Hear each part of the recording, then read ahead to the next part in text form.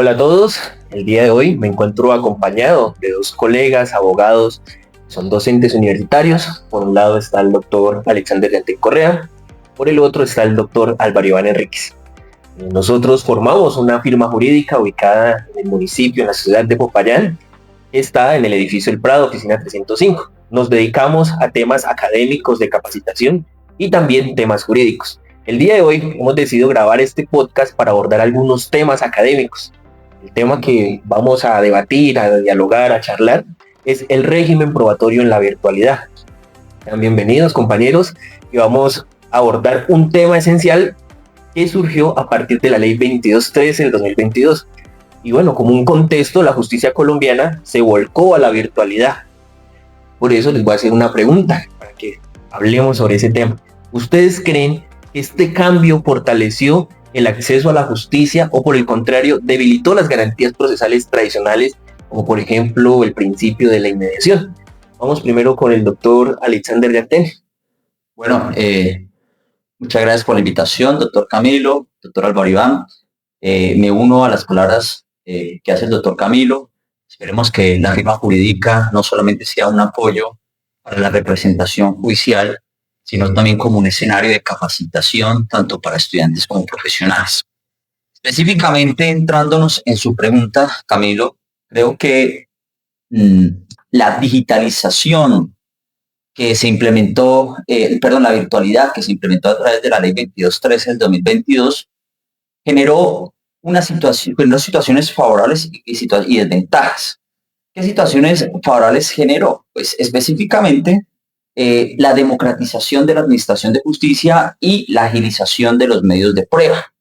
¿Por qué digo esa situación?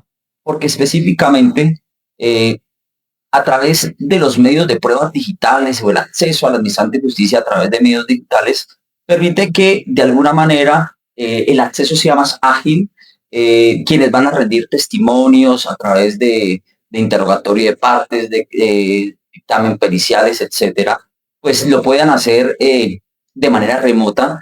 Esto permite disminución de costos, permite agilidad en el trámite de las diligencias judiciales, etcétera, ¿ya? Estos aspectos, como lo acabé de plantear, pues son ventajas porque generan de alguna manera descongestión judicial, facilita la asistencia remota y la promoción de publicidad de audiencias. Hace poco vimos la audiencia del del expresidente Álvaro Uribe, donde todos de alguna manera pudimos acceder públicamente a este tipo de audiencias que antes hacían en estrados judiciales. Pero eso también generó unas ventajas, o más bien desventajas, yo diría que son unos retos para la administración de justicia como para las partes. Y esto tiene que ver con que tanto la administración de justicia como los sujetos procesales que intervienen en ellas se encuentren preparados. Y cuando me refiero a preparados, es que cuenten, por ejemplo, con los medios tecnológicos suficientes para poder que estas audiencias se hagan de manera correcta. Por ejemplo, preparar a los testigos en la utilización de estos medios tecnológicos, porque hay muchas personas que no son diestras dentro de los escenarios tecnológicos. Entonces, en conclusión, esto implica de alguna manera que tanto la administración de justicia como nosotros los quienes intervenimos como apoderados o como partes en el proceso, estemos preparados para esos desafíos de la era digital en el escenario de las pruebas judiciales. Bueno, misma pregunta para el doctor Álvaro Iván. Quisiera que también me hablara un poco sobre esa garantía procesal tradicional que se le ha llamado de la inmediación. ¿Cómo la ve? La misma pregunta. Bueno, buenos días para todos.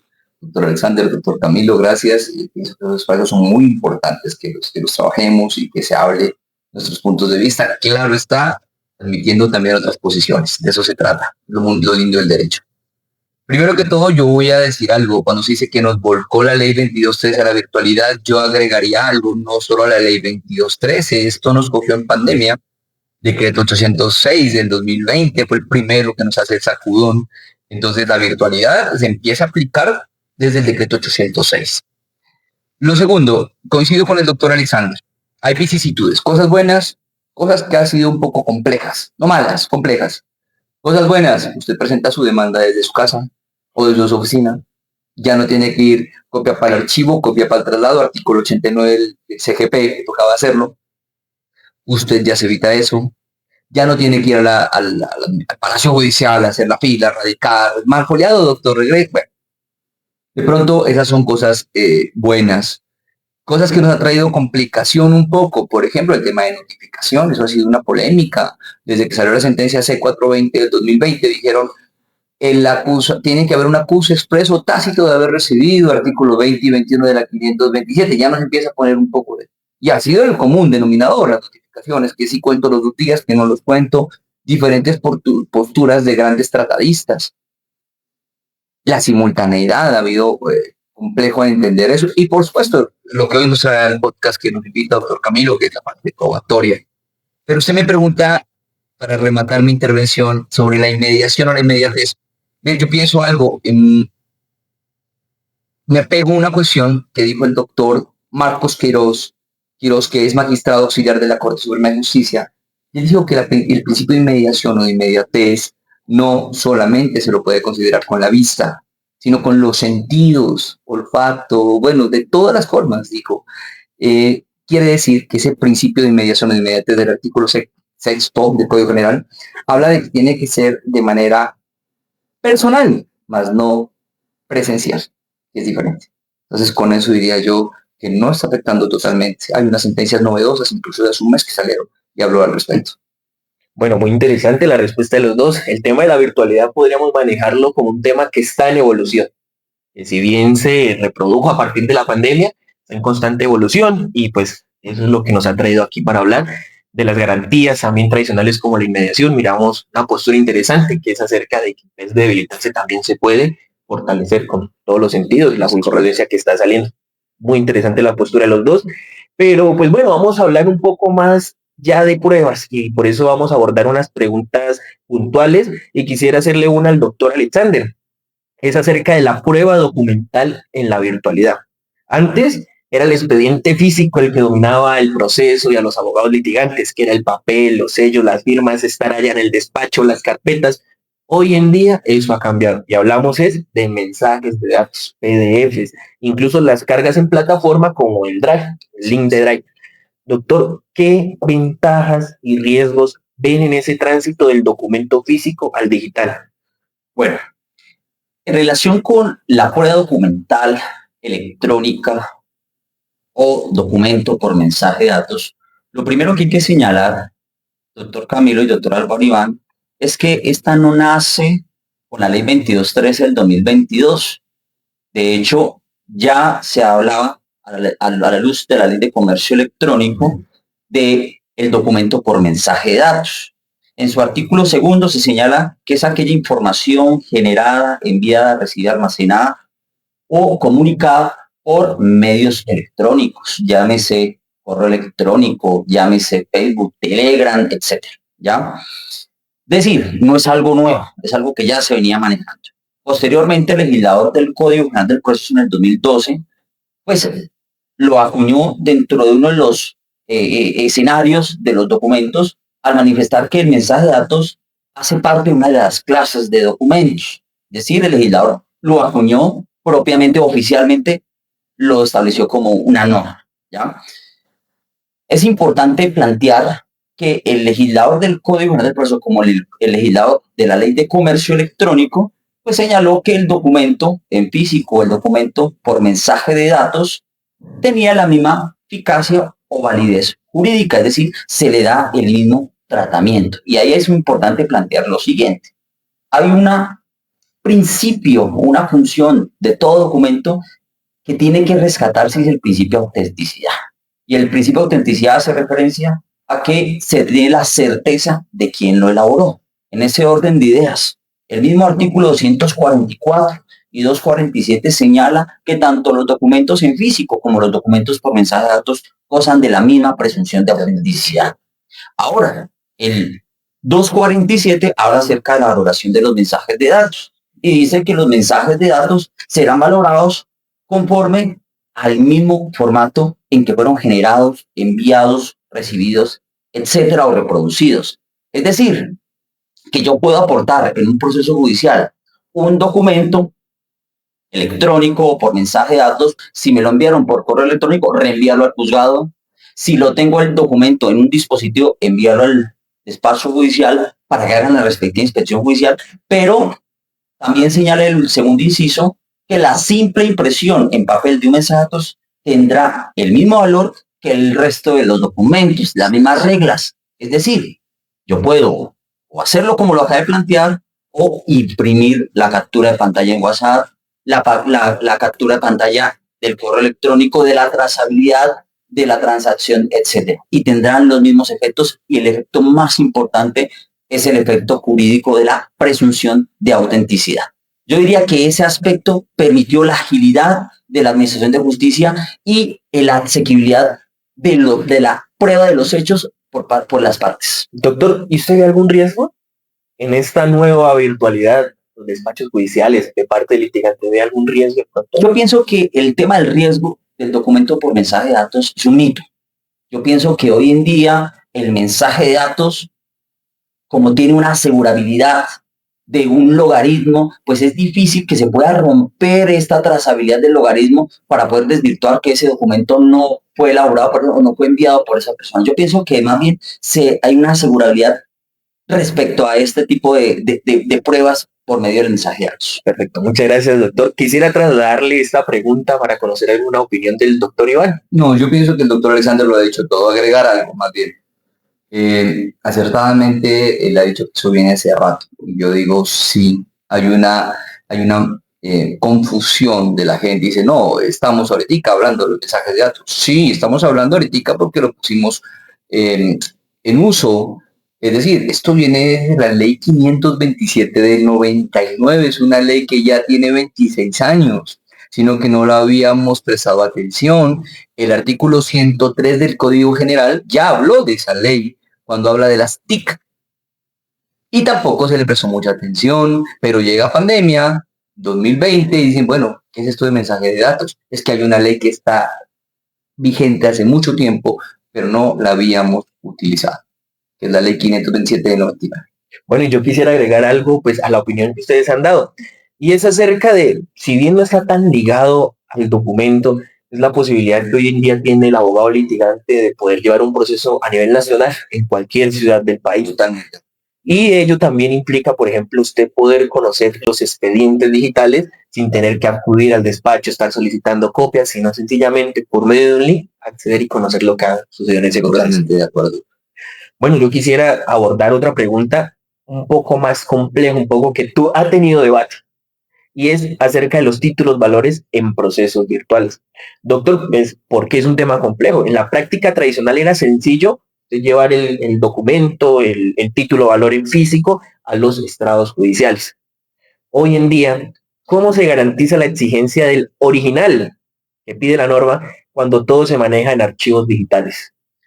Bueno, doctor Camilo, lo primero decir que hay que saber diferenciar entre lo que es un documento por mensaje de datos, un título ejecutivo y un título valor. En la medida en que podamos diferenciar esos tres conceptos, yo creo que podemos agilizar los trámites de los procesos ejecutivos en relación con los títulos valores. Como lo acaba de manifestar, pues un documento por mensaje de datos es un documento que se elabora, se recepciona, se reproduce por medios digitales como correo electrónico. Esa es la generalidad del género. Dentro de ese tipo de documentos están los títulos ejecutivos. Como muy bien lo sabemos, el artículo 422 señala que un título ejecutivo es aquel documento que tiene una obligación clara, expresa y actualmente exigible, y yo lo puedo ejecutar por la vía del proceso ejecutivo. Pero los títulos valores, si bien son títulos ejecutivos, tienen una prestación de carácter mercantil, de carácter comercial, y eso se diferencia de los títulos ejecutivos. ¿Por qué señalo esta situación? Porque ha habido una vicisitud o una complejidad de cómo tenemos que presentar la demanda en los procesos ejecutivos en relación con los títulos valores. Recordemos que hay un principio importante de los títulos valores y el principio de incorporación, que tiene que ver con la relación indisoluble entre el derecho y el documento. Es decir, el derecho se forma o hace parte del documento como uno solo. ¿Y esto qué quiere decir de alguna manera? Que quien pretenda ejecutar un título valor tendrá que exhibirlo, aportarlo para su cobro en original. ¿Ya? ¿Qué implica eso? Que hoy en día las demandas que se radiquen por la virtualidad o en relación con la virtualidad, pues hoy no estamos radicando los títulos valores en original, sino que lo estamos radicando de manera virtual. Es decir, estamos aportando de alguna manera una copia. Entonces, ¿qué quiero decir con este tema? Ojo, una cosa es un mensaje de datos o el documento electrónico que tiene unas virtualidades, unas bondades, y otra cosa es el título ejecutivo en copia. Una cosa es el documento por mensaje de datos y otra cosa es la prueba del documento por mensaje. Es decir, me explico. Yo, para poder ejecutar hoy en día, entrego es que la letra de cambio, el pagaré, y lo entrego es en copia. ¿Qué implica esto? Hay una situación que creo yo que hay un riesgo jurídico, y es que ¿quién se queda con el título de valor? El acreedor. Entonces el acreedor podría cobrar cuantas veces reproduzca el título de valor, porque nunca se lo entregó a su deudor, o en este caso a la Administración de Justicia. Claro, entonces, ¿qué es lo que están haciendo los juzgados para, digamos, solventar esta situación? Porque pienso yo que hay un vacío, y están planteando, cuando se presenta la demanda, que el demandante deberá conservar el título de valor, no solamente para la audiencia, para tacharlo de falso, sino que debe conservarlo cuando el despacho judicial así lo requiera. Entonces, pienso que es una situación que debe revisarse, debe aclararse, porque es que el título de valor siempre lo tendremos que entregar en original. Pero ojo, los títulos ejecutivos sí los podemos entregar en copia. Yo quiero traer a colación, para que pronto lo tengamos en cuenta, la sentencia del 22 de junio del 2023, magistrado ponente Marco Antonio del Tribunal Superior de Bogotá, en el cual una persona solicitó la ejecución de un pagaré que estaba dentro de un chat. Es decir, no era original, sino que era en un chat. Yo le envío al profesor Álvaro Iván en un chat un pagaré, y en el pagaré él me dice que sí está correcto. ¿Pero estoy aportando el pagaré? No. ¿Él está aceptando? Sí. ¿Qué dijo el tribunal en ese caso? Si bien no es un titulador porque está vulnerando el principio de incorporación, sí es un título ejecutivo, porque conforme a la trazabilidad del mensaje de datos se puede establecer que hay una obligación clara, expresa actualmente exigir. Por eso quiero manifestar. Esta situación ha llevado, por ejemplo, que los despachos tengan procesos ejecutivos en remate sin conocer el título. Y en algunos momentos, cuando ya hay contradicción de la contraparte, es que se exige su exhibición. Es un tema interesante su postura, doctor, y quisiera conocer la opinión del doctor Álvaro Iván. Agregar algo. Muy bien, yo pienso que el Código General, el doctor Alexander muy bien lo dijo hace un tiempo, dijo que los documentos en forma de mensaje de datos se presumen auténticos, o con la presunción de autenticidad. El 245 del Código General establece que si usted aporta un documento en copia, lo que él dijo, el aportante deberá indicar dónde se encuentra el original. Debe manifestarlo. Y finalmente, los deberes de las partes y los apoderados, artículo 78, es un deber de las partes y los apoderados, numeral 12. Dice, conservar en su poder las pruebas y exhibirlas cuando así lo exija el juez. Es un deber. Y vamos más allá. El artículo 79 habla de la temeridad. Esa temeridad a todos nos da temeridad. Y son 6 numerales. Pero por ahí dice, no de la temeridad, dice, usted incurre en temeridad si usted obstruye por acción u omisión la práctica de pruebas. Conclusión, y la temeridad tiene una multa muy alta, que es de 10 a 50 salarios. Yo he visto el código y pienso que de las multas más altas son esas, la de temeridad. Mínimo 10, máximo 50, es una multa elevada. Si usted tiene una prueba, el juez dice, apórteme ese título o valor, porque una fotocopia lo necesita. No lo exhibe, no cumple con los deberes del 78, está obstruyendo por acción o omisión una prueba, perfectamente puede incurrir en temeridad. Entonces, agrego eso con lo que dice el doctor Alexander. Muchas gracias, doctor. Bueno, ya hemos abordado desde la parte de los documentos, quizás es el tema más controversial, lo que primero se nos viene a la mente cuando pensamos en la virtualidad, en estos procesos virtuales. Pero vamos un poco más a la práctica de un tema probatorio en audiencias, y quisiera abordar sobre el testimonio e interrogatorio de parte. Doctor Iván, mire, se habla de conceptos como contaminación de la prueba en audiencias virtuales, testigos leyendo libretos, personas fuera de la cámara dictando respuestas. Incluso yo tuve la experiencia de que le decían al oído cosas, le susurraban a la persona y el juez llamaba la atención. Yo quisiera hacer la siguiente pregunta. ¿Qué tan real es este problema y cómo puede un juez o abogado detectar? Mm, Nos ha llevado, y pienso que a muchos, así como usted tuvo la experiencia, yo pienso que muchos hemos tenido la experiencia, y como hablábamos al principio, cosas buenas y cosas malas. Voy a contar una anécdota muy cortica, y la tuve hace poco tiempo.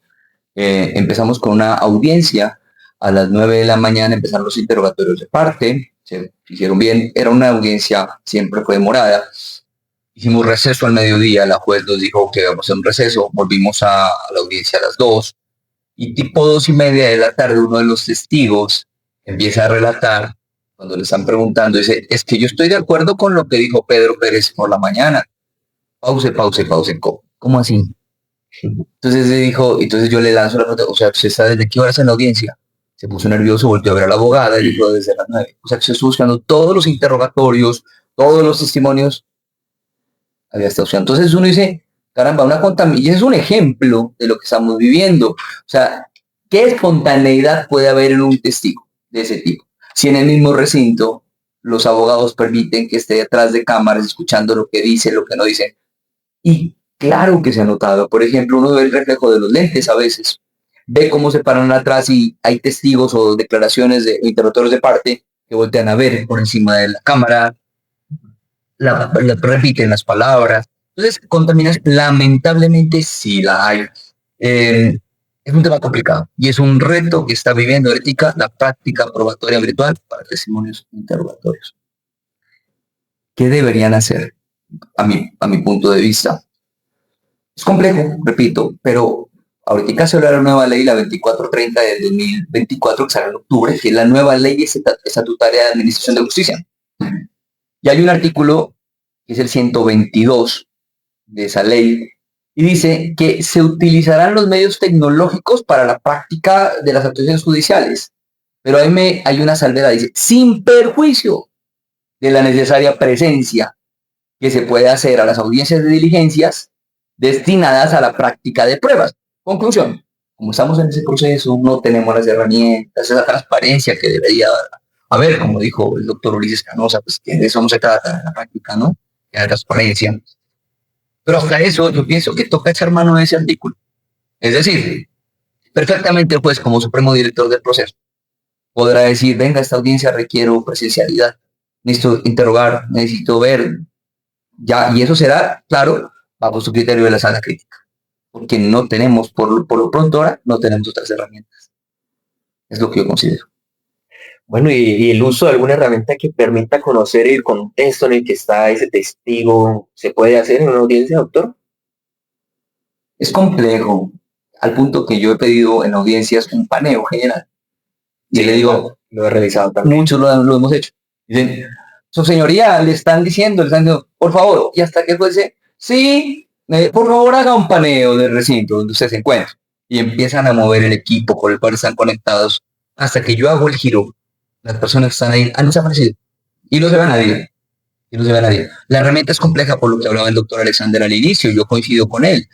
Nos faltan muchas cosas todavía en Colombia, herramientas tecnológicas, mucha gente que no tiene ni siquiera para conectarse de un celular o lo hacen por llamada.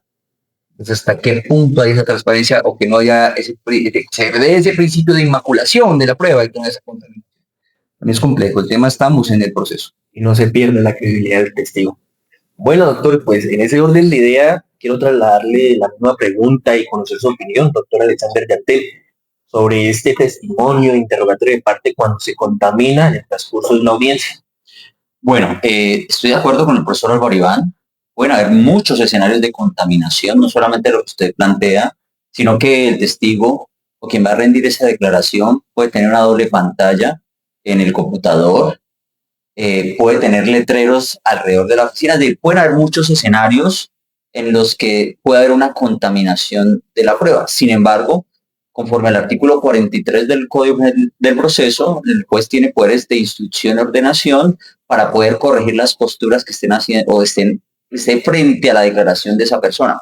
Adicional, profesor Álvaro Iván y doctor Camilo, quiero manifestar una situación, y es que el juez puede tomar la postura de esa parte o de ese testigo como un indicio grave en contra del hecho que se pretende probar. ¿Por qué? porque es un comportamiento que va contrario al formato o a la diligencia misma de la declaración del testimonio.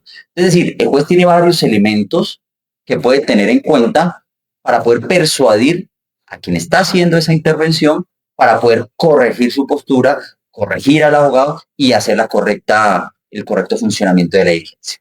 Bueno, sí, eso nos lleva a pensar en que en últimas el juez también lo que tiene que hacer es tener buena fe procesal, lealtad procesal, porque pues la virtualidad no nos permite percatarnos bien de esos errores a detalle. Bueno, otro tema que quisiera abordar es acerca de las inspecciones judiciales. La inspección judicial, el juez tenía que trasladarse hasta el sitio, conocer con sus propios sentidos, observar, por ejemplo, mirar el predio. Hoy en día se está llevando también a que esta diligencia tenga elementos virtuales, se haga en la virtualidad. Eso es curioso, pero sobre esos elementos virtuales.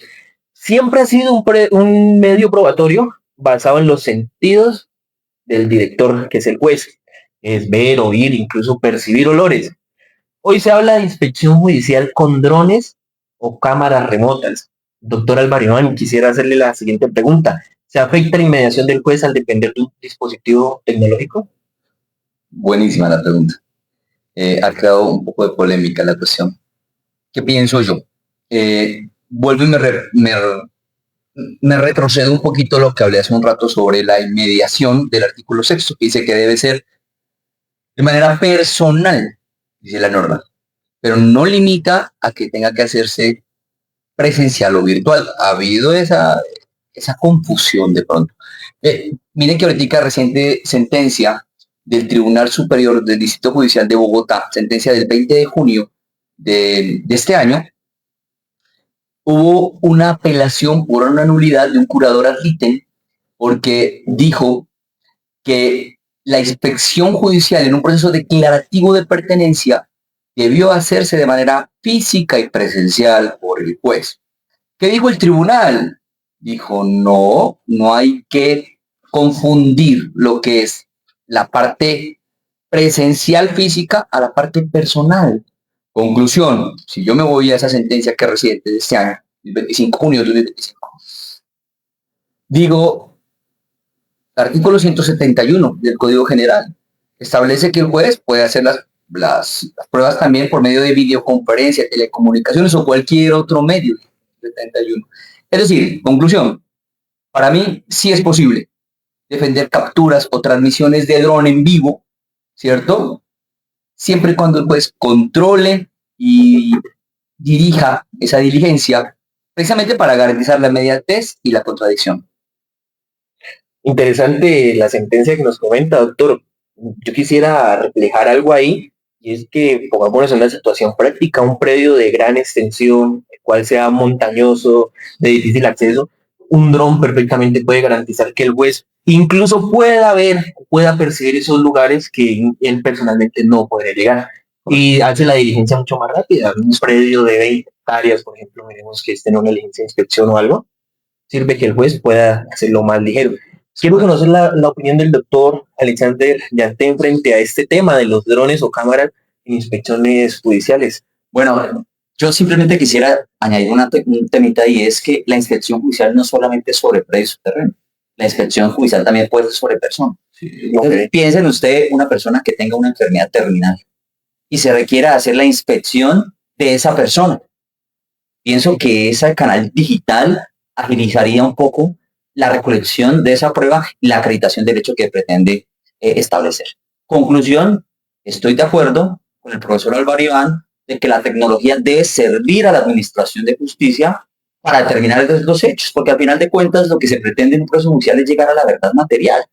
Ese es el objetivo del propósito de la prueba. Entonces, cuando se tienen los medios tecnológicos para poder llegar a esos hechos, pues se tiene que hacer uso de ellos.